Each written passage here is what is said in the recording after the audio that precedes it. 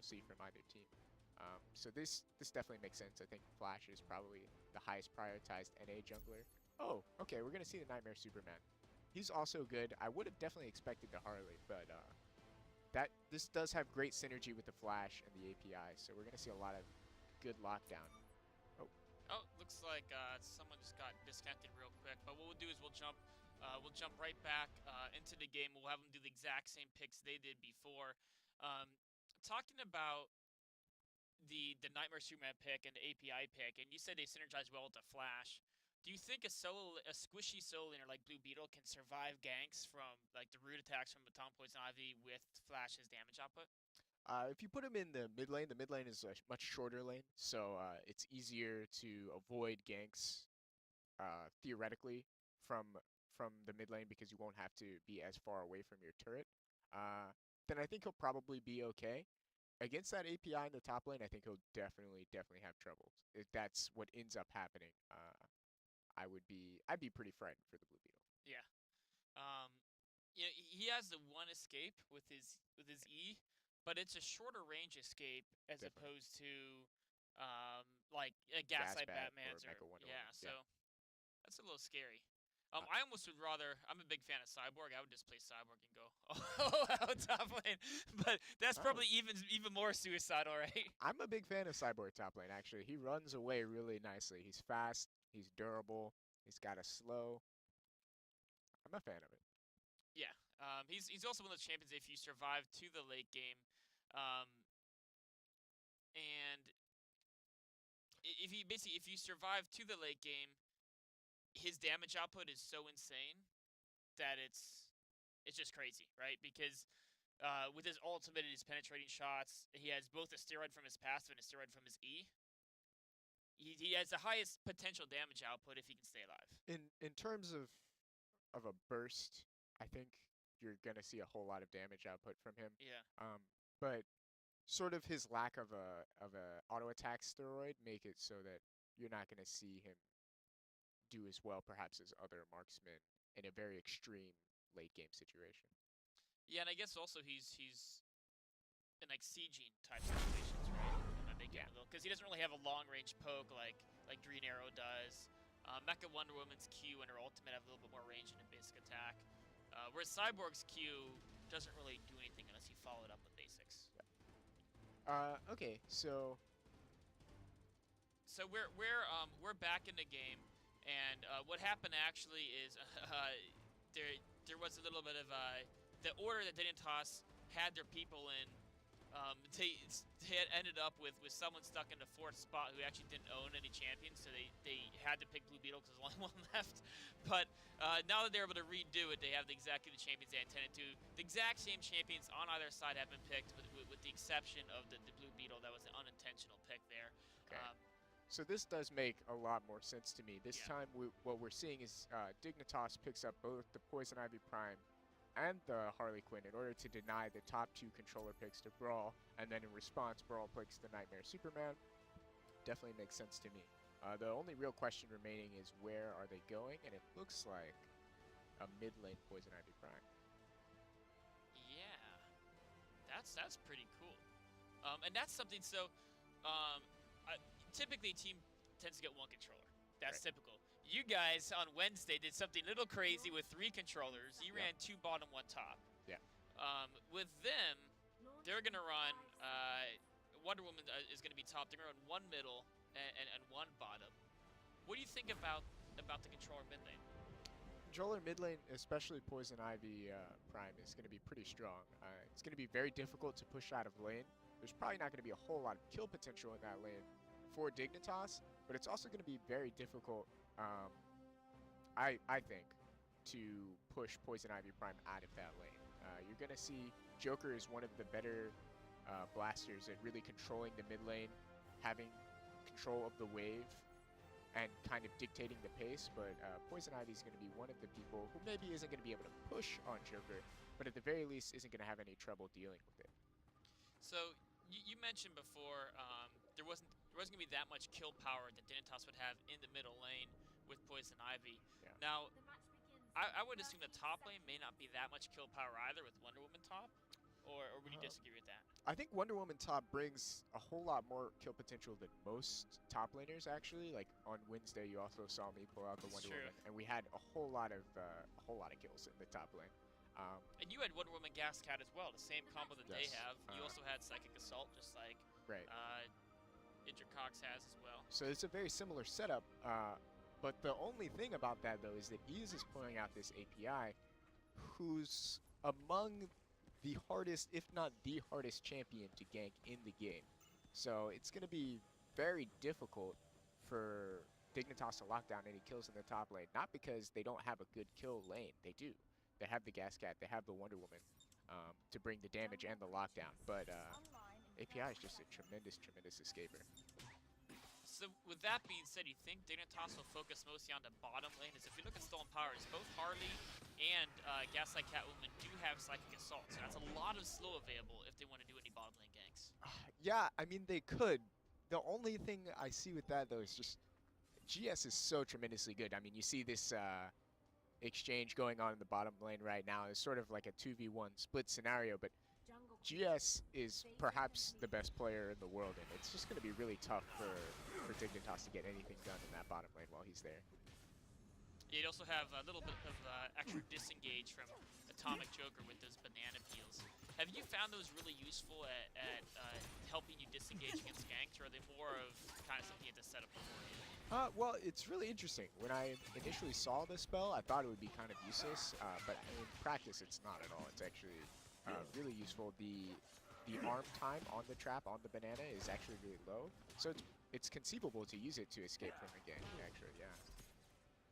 And thinking about one of the things with Nightmare Superman, there was a time when his Vortex was just ridiculously strong, and now it's not quite as strong. It takes a little bit longer to activate. People can often move around it. But could you combine the Nightmare Superman's Vortex and the bananas to zone people into one or the other? It would be difficult now with the size of the Vortex, like you were saying. But it doesn't look like that's the goal of BrawL right here. You see, they're kind of letting the wave get pushed in. We saw GS go for an early back, get that tier 2 Gorilla Grods, I assume for the investment. And so now they're just trying to be very passive, farm out, which makes sense. Atomic Joker scales tremendously into the late game, and it's going to be really hard to poke on a Harley Quinn lane. So this is fantastic play we're seeing here, right here from BrawL. They're being passive, letting the lane push out, getting their credits, and setting up maybe a potential gank. We don't know. So as they're pushing out here, exchanges go back and forth. Now, as far as trades go, which of the controllers is a little bit better at making these trades work? Would it be Harley Quinn or would it be Nightmare Superman? Well, with Nightmare Superman, it all comes down to how well you use your shield on your E siphon, or infuse. But it's really tough to say. Over the long run, Harley's heal is just gonna be better than anything else. It's really difficult to get down a team that has Harley's heal. You see that in the bottom lane. BrawL looks much less healthy than Dignitas does just because of that Harley's heal. You have to use your vials a lot more, whereas Darky can just maintain Chris's and Darky's life over here. Oh, looks like that Destroyer got angered by that infuse, but it should be avoided. But here's Intercox coming in. He had speed on him. BrawL did see him coming with that camera though, or else that could have been bad. With the speed boost on the Gaslight Catwoman, another speed boost available, and 2 Psychic Assaults.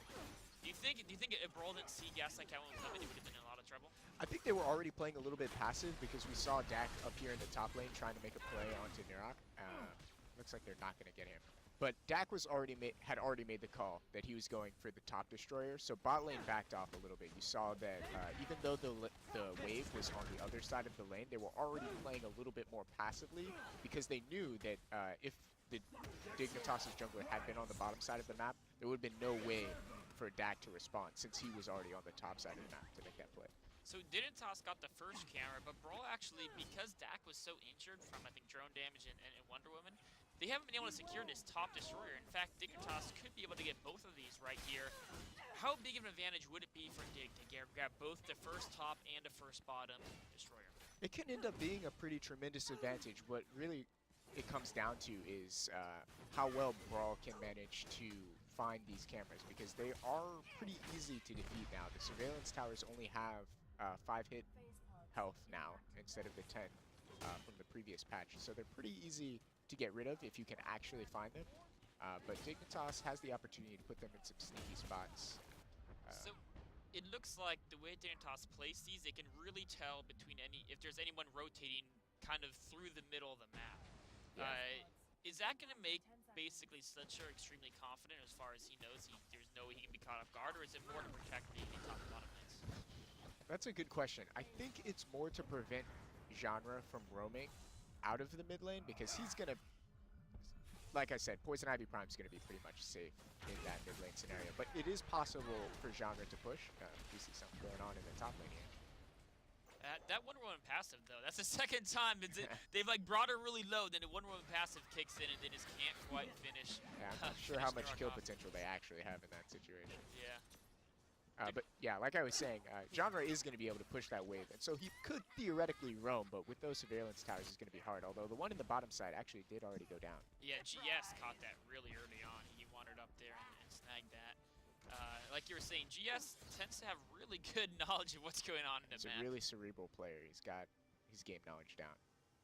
So, one thing that's interesting is we see GS going for Gorilla Grots for the investment. Now, you will pretty much always see the bottom lane controller get an investment, because then both people in lane get more credits. But for Darky, he went for the Core Gambit instead of Gorilla Grots. So it's will and power damage as opposed to will and cooldown reduction. Is that the big difference, or is it more the level of difference comes into play? Yeah, that's a tough question. I think probably it's a little bit of both. I think when you look at GS, when I've talked to him before, he really feels the strength of cooldown reduction, wants to get cooldown reduction as early as possible. But it's also that the passive on the active rather, and I suppose the passive on the Gorilla Grods is something that he definitely wants to have against this Wonder Woman Prime. Looks like there's Ease kind of lurking around, trying to set up some vision in that top lane, making sure he can have an eye on when anyone goes for this jungle camp. And do you think that's partly if he pushes the lane to make sure he can't get ganked, or is it more for counter jungling? If Gaslight Catwoman comes up there, he can try to pester her a bit? Well, in the Enforcer versus Enforcer matchup in the top lane, which is something that I'm very comfortable with, it's probably my favorite matchup. The way you get ahead isn't so much by killing the other person. As you can see, it's very difficult to kill. Even with a gank, you're seldom going to get a kill in that 2v1 scenario. The way you end up pushing your advantage is by securing the top jungle camps. As you can see, Nerox pestering Dak here. Oh, actually, an ultimate going out. Wow, could that be it? Oh, Dak just barely gets away. The lasso misses. They're going to try to close him out. And there goes Ease's ultimate to give him a little bit more I think Dak's going to get away here. Oh, I think is he safe? Yeah, he's long gone. Man, I thought they had him there. If Gaslight Catwoman was level 6, that surely would have been a kill. But level 5, no ultimate available for Hitchercox and Dak. Yeah, he's gonna get out of there. He's the fastest man alive. He proved it right there. Yeah, that's why Flash is so strong right now. Is his early game isn't particularly impressive, but it's very difficult to actually lock down and kill a Flash in the early game. And for late game kind of assassin damage output, would you favor Gaslight Catwoman or Flash in that regard? I definitely go with Flash. I think his late game team fight is probably the best, which is why I think NA teams seem to favor him, because our games end up going pretty long often. And so Gascat can definitely team fight in the late game, but doesn't bring quite as much to the party. A little back and forth here. Like you said earlier, Dignitas seems to just always have more health than BrawL. Hardy's just, oh, there's the ultimate going in. Can they get Cripsy? A double ultimate followed up, a hammer to slow him down. Vortex buys a little bit of time, but it's not quite enough. Actually, they almost get both kills there. Yeah, that's rather unfortunate. Really good play from Dignitas there to know precisely how much damage they were going to do. Not a whole lot to say about that. Not a lot of analysis you can make. It's just a really good play from Dignitas. So was BrawL a little bit overextended? Did they underestimate the kill power of Hardy Quinn and Mecha Wonder Woman there? Yeah, I mean, in that sort of a situation, you know you're already you're getting pushed out of lane. You're in the process of getting pushed out of the lane. The wave is pushing towards you, and you're lower on health than your opponent. You know that you can't trade favorably. So what BrawL was trying to do is just collect as much creeps as they could. Gank here on the mid lane, though. No speed deployment used, not necessary, as Genre is able to skedaddle out of there quite easily. Real safe. Yeah. But like I was saying, in the bottom lane, you know you're not going to trade favorably. You're just trying to collect as much gold as possible, probably clear the wave fully under your tower, and then recall. It's just that BrawL was a little bit too close, and they got caught out. And that first blood going Dignitas gives them, I mean, they already were a few hundred credits ahead just from grabbing both the top and bottom destroyers and maybe being slightly ahead in lane. And that was an extra, 700 credits on top of that roughly. So they're about 1,000 credits ahead now. And is that advantage significant enough that they can start to snowball it, or do you need something more to really try to pull ahead in the game? I think because most of that gold is focused into the bottom lane, which I think is probably the most important matchup that we have here in this particular early game.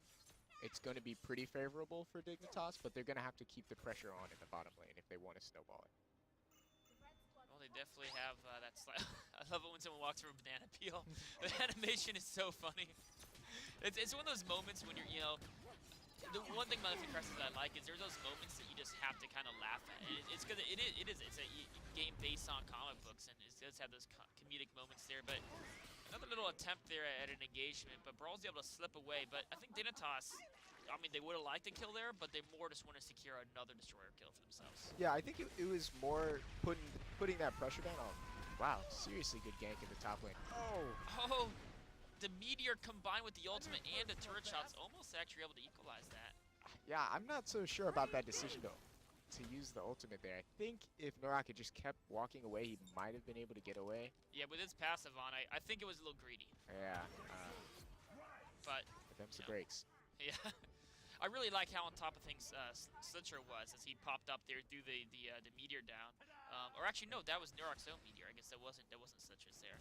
What do you think about all the meteor drops coming from Dignitas and the fact that you're using Atrocities as one of slows? Good ulti and GS going down in the bottom lane.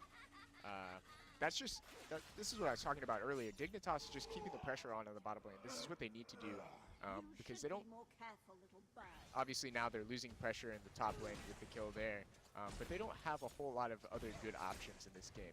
Mid lane is pretty much not killable, top lane is pretty much not killable, and they already have an advantage in bottom lane. They need to keep the pressure on there, and that's precisely what they're doing. Yeah, so it seems like this has been their whole focus, and it's worked out for them. If you are BrawL and you're realizing that your bottom lane is not going so well for you, you've already lost the turret, you've had 2 deaths down there, is there some, what do you do to try to counter the fact that your bottom lane is starting to crumble? I think what you're going to see is you're going to see Cripsy, and that's what's happening right now. You're going to see Cripsy pretty much get solo farm and experience down there, and then you're going to see people roam up. Although now there's going to be a Raider contested here. Yeah, and without Cripsy, actually GS and Genre are out of the picture as well. Can Dignitas secure this quite quickly? Looks like they're going to get it. They do get the kill. They get the EMP as well. And there's a box of shame on Darky, followed up with another Joker ultimate. Terrific ultimate. Is it going to be enough, though? Dignitas is able to disengage pretty well. They have all 5 here, only 4 from BrawL. It looks like Darky's actually being chased down, but a great lasso.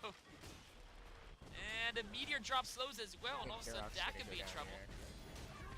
Oh, the flash ultimate to dodge the pie secures the kill on Norak, and now Darky could be in trouble as well. This is quite an exchange here. Terrific. He came right back in here and snagged that kill. All right, 2 kills for the Raider. Who ended up actually getting the EMP there? Do we know? Dignitas picked it up. I don't remember who picked it up, and maybe it transferred back. No, it was Chris who picked it up, and he got away safe. Okay, so at the very least, Dignitas does walk away with the EMP, but I think as far as gold goes, that was definitely a little swing back into BrawL's favor, so that was pretty good. We saw the power of their team fight there, and we actually saw something which were not very common, or which we don't usually see, which is Dignitas shying away from a team fight. Usually when there's a team fight to be had, Dignitas is all about it. They're a great team fighting team. But in that situation, I think their hesitance might have cost them. Yeah, they turned it around at the end a little bit with Norak and Darky. And man, if Dak hit his ultimate like half a second later, the pie would have hit him, would have killed him. And then not only would that have been a kill for Dignitas, but there's no way they would have secured a kill on Norak either. Yeah. Really good Flash ultimate, but that's the power of Flash. You think you've got him. I guess if you can't run away, you can just run in circles, right? Right. And either way, it works out pretty well for him. things can't hit you if you're running in circles really fast. It's true. Oh, this is sneaky here. Do you think BrawL knows that Cox is down here? Did he see him rotate I down? don't think they strictly know.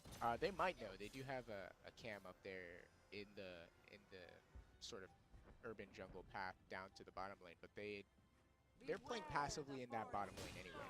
They know the strategy that I'm talking about that or that Dignitas has to do just as well as I do. They know that the pressure still has to be put on in the bottom lane. Mid lane and top lane are still more or less unkillable. And really what they're going to do is, like I said, here you're going to see GS roam up. You're going to see Cripsy spend some solo time in the bottom lane, but actually, Genre going down. Yeah, in fact, it's Darky that roamed up a little bit before GS and was able to swing that one and secure a kill on the Joker. It's a little bit of a turnaround there with Harley killing Joker. That's probably not what BrawL wanted to have happen. Now, Dignitas definitely has a small lead, but it's not a huge game-ending lead by any means. And as this game is going longer and longer towards the late game, is there one of the teams you would favor as the game scales longer? Yeah, well, it's tough to say. Dignitas late game is extremely strong in tower defense. It's going to be almost unbreakable if they're actually sitting underneath a tower when the fight happens. Looks like a marksman duel, but it's Cripsy who actually kind of gets up into that one and forces Chris back there. Now, that was kind of interesting because I thought Chris would have, in fact, he's 1,000 credits ahead of Cripsy, but in that exchange, it was actually Cripsy who got more damage output. Was it a strength of the Zeiss goggles over Coda Blade, or was it just Atomic Joker is better in a duel than Mecha Wonder at this stage? Zeiss goggles does help you in short trades, but it was mostly that Mecha Wonder Woman's ultimate doesn't provide much of an advantage in a 1v1 duel like that, whereas Atomic Joker's does. Mecha Wonder Woman's is such that it's not even worth using in that situation, but here we go, Neurok getting caught out. And all 5 on 1. He's still somehow alive though, that Atomic Wonder Woman passive working. And all the meteor drops into AoE, all of BrawL is now all of a sudden very low, but Dignitas didn't have the manpower there to capitalize on that series of just AoE meteor drop after Poison Ivy Root Strike. Wow. I definitely thought Neurok was going to go down there. It was a beautiful 4-man ultimate from him that kept him alive. But I'm not sure that Dignitas is going to be able to do anything off of that. They definitely got map control back after dropping all of their meteors and chunking out BrawL really hard, but it doesn't look like they're going to be able to take much. They are going to get the surveillance tower. That's definitely useful. Talking about the meteor drops, you've seen Dignitas use them several times, and of course they have, on their team, if you look at Stone Pirates, they have 2 players with Atrocitus' meteor drop, which does apply the slow. I've seen with the pro games, I think the only other team I've really seen use a lot of meteor drops is Play to Win from your team uses Green Lantern's meteor drop in the middle quite a lot. And that one is a more damaging meteor drop, but without the slow. What do you think about a composition that involves a lot of meteor drops like Dignitas's? So what the meteor drops do for us when we run it in the mid lane is I guess genres do the same thing with the Green Lantern's meteor drop. It provides additional wave clear. That's like the main thing that it does, and that just ups your pressure in the mid lane. But I think what Dignitas is doing is a little bit different here. They're really using it to add to their potency in team fights, which it most certainly can, especially with that Atrocitus is slow. I'm not sure how effective it would be because I've never tested it out myself, but it certainly looks to be working right here. I think that 4-man gank on Neurok, if they weren't all slowed after the Wonder Woman ultimate went away, they might have actually been able to secure that kill. So, actually, it makes a lot of sense because for me, one of the things I think about is it's hard to land meteor drops off. Here comes Starkey behind Genre. Oh, but the rest of BrawL is here too. Teleport in from Dignitas, though, a hardy ultimate on ease. Can they finish him off? Of course, Atomic Poison Ivy, very tough to kill. Neurok tries to grab him in for a little bit longer. Darky decides to disengage, hammering ease away, and everyone backs away. They get a kill on Flash. But besides that, no one fell. Yeah, 1 for 0 for Dignitas. Dak didn't manage to get off his ultimate there, so he pretty much went down very quickly. But Dignitas wasn't able to take map control really at all after that engagement because of a really sick Joker ultimate. So, I don't know. They're getting picks here and there, but they're not really extending their gold lead, and you can't unless you take a pretty powerful position on the map after a team fight. Yeah, we've seen Dignitas for the last 9 minutes kind of maintain a 1 to 2,000 goal lead. It's been between those two numbers, kind of depending on who's got the latest picks. So they're getting small advantages, but like you said, a pick here or there is not really going to determine the game unless you can turn it into something else. Now, do you think the mistake that BrawL made was trying to jump on Poison Ivy when Slitcher just instantly threw down, you know, his ultimate, his shield on himself, knocked up Dak so he couldn't use his ultimate? I think it was just kind of some dramatic irony. I think BrawL was trying to make a play on the mid lane, and Dignitas was trying to make a play on the mid lane, and Dignitas executed maybe a tiny bit better, and they came out with a kill. But I don't think it was wildly in either team's favor, just off of position. I think that BrawL and Dignitas both made a good move there. Dignitas came on top, threw a little bit of better play, but it could have gone either way. Those players are still kind of running around trying to figure out their ideal spot. We've seen both Darky and GS have pretty much solely become rovers. They've stopped being in the bottom lane. They've left that to just be, whichever way it's pushed, other team's marksman goes there and farms it up a bit. And right now, that's Cripsy who's farming, which means that Dignitas should have the advantage in numbers around this Raider, and right now there's 4 with the 5th Slitzer coming in behind. They do grab the Raider, and actually Dak could be in trouble. And not quite enough damage. There it is. Dak goes down. And that's a Raider and a kill for Dignitas. Actually, look at Genre super low. And Poison Ivy, can she secure the kill? There's the root strike. Oh, a present to slow him down. Idrikox, does he have his stealth and speed buff that must be on cooldown right now? He's gonna get away. But he's closing. He's closing the gap. Oh, don't go. I guess if he got hit by Punchy under turret, that would have been... Yeah, that would have been the end of his life if he had decided to pursue that kill. But really, I thought BrawL was just going to give up that Raider, at the very least, maybe just try to go in as one unit and get some nice AoE off. But they fought there kind of haphazardly. There might have been some miscommunication, but it definitely wasn't good. Actually, could that cost him your top turret? It's taking a lot of damage, and Idrikox is rotating up here as well. But we do have Cripsy and Dak lurking nearby, so if Dignitas overcommits here at the top... If Dignitas tries to go in on this tower, they're most definitely going to die. But I think they know that? Or, I don't know, actually. They might still commit on this. No, they're going to I mean, with Nurak having already used his ultimate to put damage on ease, yeah. I think that's probably what tells him that we should take a team fight. Now, I mean, the amount he could contribute being almost dead in the ultimate would probably be pretty insignificant, right? And Darky and Nurak were both low on mana. It would have been pretty suicidal to try to go for that tower right now. You don't have to. You've gotten a lot of damage on the tower. You can come back and get it later. You have the gold advantage. You don't need to push advantages where you actually don't have them. That's a big mistake. So Dig has been playing this really solid. They've extended their lead now to 3,000 credits after that that Raider and pick. And it seems like every time the teams engage, it's not a one-sided affair, but Dig just gets a slightly better hand every single time. Could this turn around once, you know, Dak gets late game flash superpower and gets, you know, maybe his Huntress's crossbow finished? Yeah, well, the thing that's worrying me is Dignitas is playing extremely, extremely well. They're playing very crisply. They're not taking too many risks, and they're not getting punished accordingly. But at the same time, they're not really extending their gold lead very much. BrawL is playing impressively well for being behind and not giving up too much on the map for it. So I'm a little bit afraid. That Hardy ultimate, really good at trying to get a gank. There goes the EMP, but BrawL just instantly focuses it down. A lot of damage on Dak, and actually, right there, with Slitcher being able to put the kiss ability on Dak, blinding him, is that something that Dignitas can rely on to kind of neuter the flash and his damage output, just constantly putting blind on him?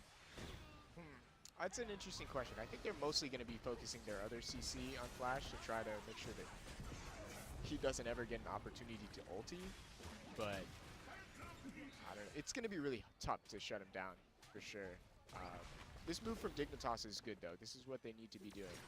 Before, I was kind of afraid that there would be like one big team fight, BrawL would win it handily, and then they would come back and secure the game. But if Dignitas keeps up the pressure, that won't happen. But that's not what's happening anymore.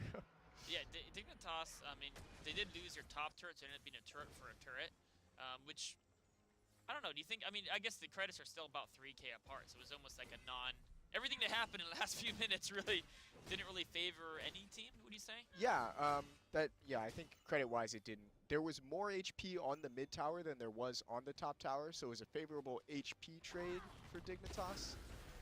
But yeah, this goes back to what I was just saying. I'm a little bit afraid that Dignitas is not pushing their advantage enough here. If they can't get something done with the towers, maybe because they don't have the best engage from the Harley Quinn and Poison Ivy combo, maybe they need to look at Leviathan or something else to try to secure some big plays here. Looks like some trades going back here. I do have to think that if it's like a clustered up team fight, everyone on Dignitas has an AoE ultimate, right? Is that something that would make BrawL really scared of a team fight in a closed environment? Actually, except for Gaslight Catwoman. Although hers is, I mean, I guess you can bounce between a bunch of targets.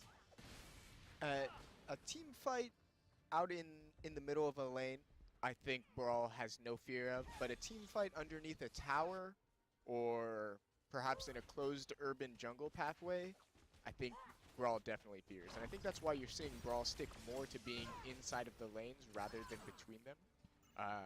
Is because they know that if they are to move into a tight corridor, they're going to have a really difficult time with the team fight.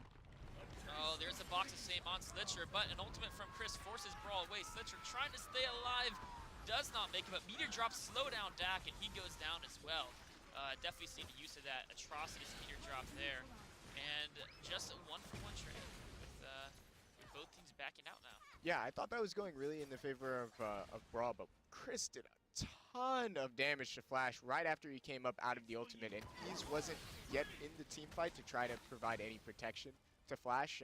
Flash being the only frontliner who is actually in the fight, and as a result, it was an easy kill for Chris. Well done. You know, one thing I always think about, a theoretical weakness of the Flash is when you pop your ultimate, if people are really good, they can time their abilities to hit you right when you come out. There's really not much you can do about it. Now, when I try to do that, I always miss, and he's still doing his ultimate.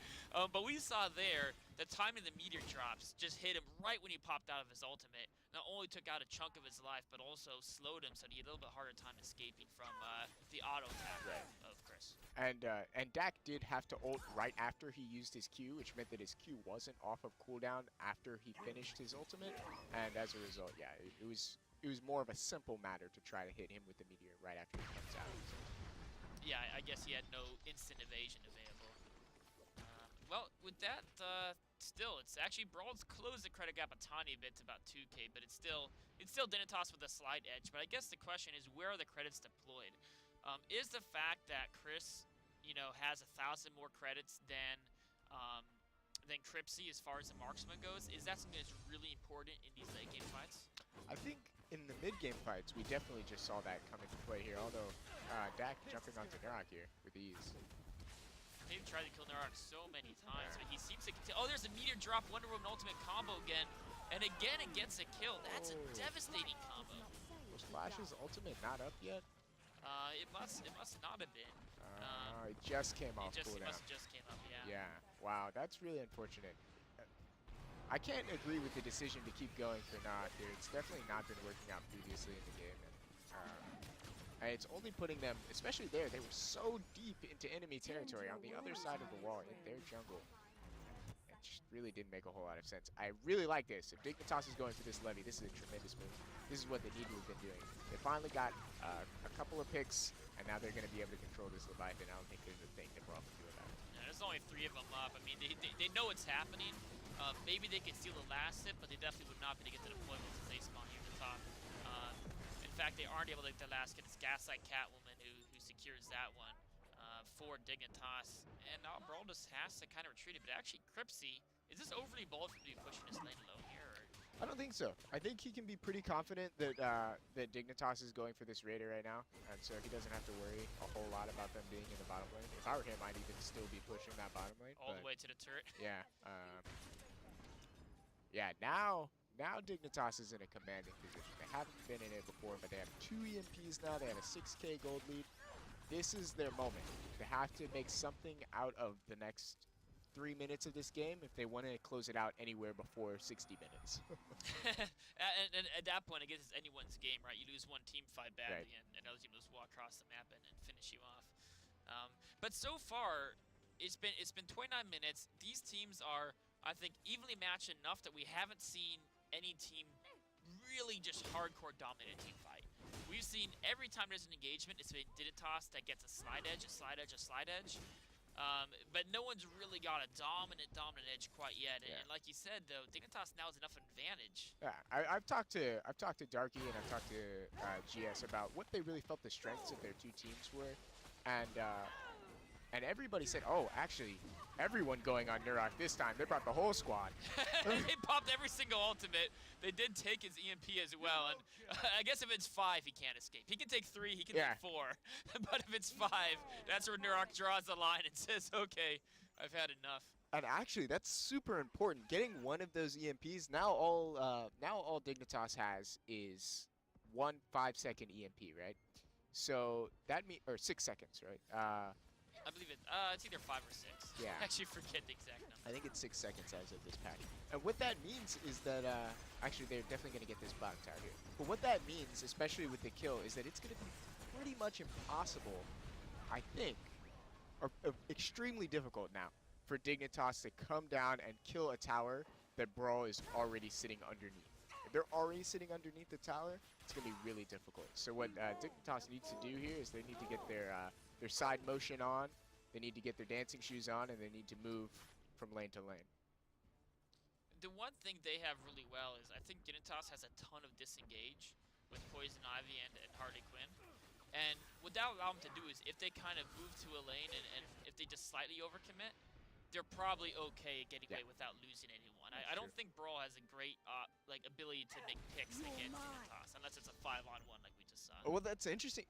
BrawL's pick potential is tremendously good, and the reason we've seen the picks kind of not work out is because of precisely what you're just saying, is Dignitas has an equally good anti-pick system going on here. And here we have Dignitas just grouping up and pushing down the mid lane. I'm not certain this is going to work. Well, they're missing Ease, who's their main kind of tanky guy to sit up front, but with Joker's wave clear, do they have enough? Jeez, I don't know, and a little bit of indecisiveness. If they had a moment to go, it would have been optimal to go on that last wave. So if they still commit here, this is definitely an overcommit commitment. I'm not so sure. Well, they do have the Meteor drop, the Leviathan Core, excuse me, not a Meteor drop, the Leviathan Core on Darky. And since the patch, if you can drop that on part of the lane, that does a lot of damage now, and it looks like they might be going in here. Oh, there goes the Meteor drop and the ultimate from Chris. So much damage going out, erasing Dak and Ease in just a matter of seconds. The EMP is been passed 3 times now. It was on Dignitas, back now to BrawL. And it looks like BrawL may be able to, I don't know, you think they can hold this now with only 3 of them and actually GS is going home? Yeah, they could definitely still hold it, actually. All the ultimates are down. I'm not sure if they're going to go for it. Well, Johnner doesn't have his ultimate either, so that really hurts his wave clear. They're going to try to defend it. What happened in that team fight was Ease and Dak were in the front as they should be, but Dak didn't end up actually being able to get off his ultimate. He was Wonder Woman ultimate at the perfect time. That Wonder Woman ultimate was exquisite. I thought for sure that fight was actually going to go in the favor of BrawL, but it was really, really well done by Nurok, and as a result, Dignitas took the team fight. Do you think, could that part have been, should Dak maybe have hanged back and waited for Dignitas to commit more before entering the fight and trying to do his ultimate? I think that probably would have been better. Actually, when I play Flash, that's my primary problem, is I'm more of an initiator type of player, and I think Dak is as well. That's why you normally see him on champions like Wonder Woman, or you would have seen that before. And we tend to like to go in first for our team. For the shot callers, we like to go. And I think in this situation, you need to like wait instead. So, I mean, he definitely went in there right into a Wonder Woman ultimate, and yeah, didn't work out well. Play to Win is always telling me you have to wait for the CC to come out of the team fight first, and then go in with Flash. And I say, but then my whole team's already dead. Well, at least you're not, right? Right. Because it's that's Play to Win's philosophy. Yep. I guess he's more greedy. He wants all the kills for himself, right? you always wait till. In this situation, though, it probably would have been better for the team. That's for sure. Yeah. I Because a flash ultimate can be a great way to defend a turret, but you've got to make sure your flash can get that ultimate off. And in that situation, we're just hard locked down by so many waves of CC. You know, the Hardy Quinn and the Wonder Woman ultimate just landed so well there. A little bit of juggling from Darky in celebration of the fact that they're now 9,000 credits ahead. Is there a certain point where BrawL just won't be able to compete in team fights anymore? They're just too far behind? I think at this point, BrawL is going to cede the rest of the map. They're not going to try to go for any objectives. No raiders, no levies, no towers, except in the case, except for in the case of split pushing. They're just going to be underneath their towers. And so that's how it's going to be for the rest of the game, unless they get a good team fight, which this one's looking fairly good. Oh, if they can get Chris down, that's supposed to damage. Yeah, I mean, it looked like they had a great initiation, but then... Yeah, that was a terrific flash ultimate. When you see when Dak actually gets his ultimate down, they have a tremendous potential for team fighting. I think that's evident, or a result, rather, of the fact that Flash brings so much more to the table at this point than Gascat does. But at the same time, oh my goodness. Chowner Beard, if there was like a root strike following that up, that would have been a kill, but Chowner was able to evade. I think this turret's done for, though, but I think BrawL thinks that as well, and they're using it as a distraction. Oh, they're going to go for the levy. That's tremendous. That's a great idea. Yeah, so is this a lot better than a turret, or is it still something that Dignitas won't use out? This is roughly 2 million times better than going for the turret. And here's 2 reasons why. One is they actually got the mid-turret, which has been sitting here at like 10 HP for the past like 40 minutes. The game's only 36 minutes in, and it's been there for 40 minutes at 2 health. Like, it's been bugging the mess out of me. But additionally, it secures the EMP. They actually didn't even lose the top tower. Joker Prime, I tell you what a tremendous champion. But now they have the EMP from the levy, which could effectively save another tower just by having the EMP and denying it from Dignitas. And then the gold for the levy, I believe, is also more than that for a tower. So that was a tremendous move by BrawL. I don't know who made that call, but that was better than a call I could have made. That was awesome. It was definitely could have been a risky play if Dignitas figured it out and backstabbed them, but I don't think Dignitas had no idea what was going on. No, they were a singular focus. They were like, okay, we're healed up after that engagement. We can re-siege this tower because we have Harley Quinn and we have Poison Ivy primed, and BrawL will be too trunked out to deal with it. As it turns out, they got neither. They didn't get the tower, they didn't get the levy, so that, wow, tremendous play from BrawL. Well, they were able to grab a Raider, so they have another EMP available. But like you said, the credits from the Leviathan were significant. And instead of having, I think they had an 8 or 9 or even 10,000 credit lead, now they're down to about 6,500, or maybe 7,000. So that's a good chunk of it. That's like a third of the credit lead kind of went away there. It's still significant though, and it's something where BrawL took a win.